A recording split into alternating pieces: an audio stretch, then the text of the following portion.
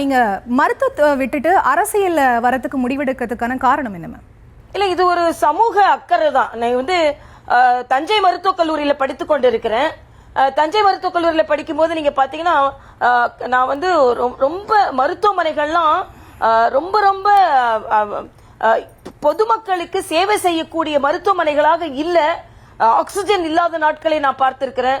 AC வாங்கி வச்சுட்டு, இது ஸ்கேன் மிஷின் வாங்கி வச்சுட்டு ஏசி பொருத்த முடியாத நாட்கள் எல்லாம் இருந்ததை பார்க்கிறேன். கனடா நாட்டிற்கு போறேன், அபரிதமான வளர்ச்சியை பார்க்கிறேன். ஆக இந்த நாடு வந்து இன்னும் நிறைய வளர்ச்சி அடைஞ்சிருக்கணும். காங்கிரஸுக்கு வந்து மக்கள் அதிக நாட்கள் வாய்ப்பை கொடுத்தாங்க. 400 எம்பிகளுக்கு மேல கொடுத்த நாட்கள்லாம் இருக்கு.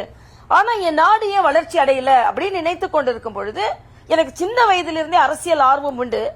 ஆக இந்த சமுதாயத்தில் இதையெல்லாம் பார்க்கும் பொழுது பாரதிய ஜனதா கட்சியை நான் பார்க்கிறேன். வளர்ச்சியை நோக்கி அவர்கள் செலுத்துகின்ற அக்கறையை நான் பார்க்கிறேன்.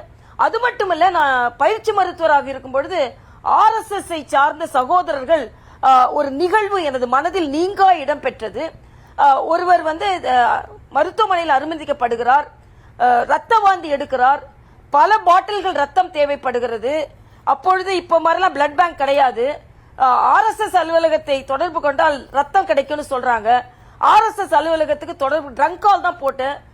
விடியற் காலம் வந்து ஒரு 10 பேர் வந்து ரத்தம் கொடுத்து விட்டு போகிறார்கள்.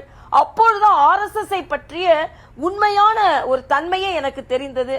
ஆக RSS பற்றி ஒரு முழுமையான புரிதல், பாரதிய ஜனதா கட்சியை பார்த்து ஒரு தேசத்திற்காக வளர்ச்சியை பற்றி பேசுகிறார்கள் என்ற ஒரு எண்ணம், இவையெல்லாம் என்னை அரசியலுக்கு ஈர்த்தது.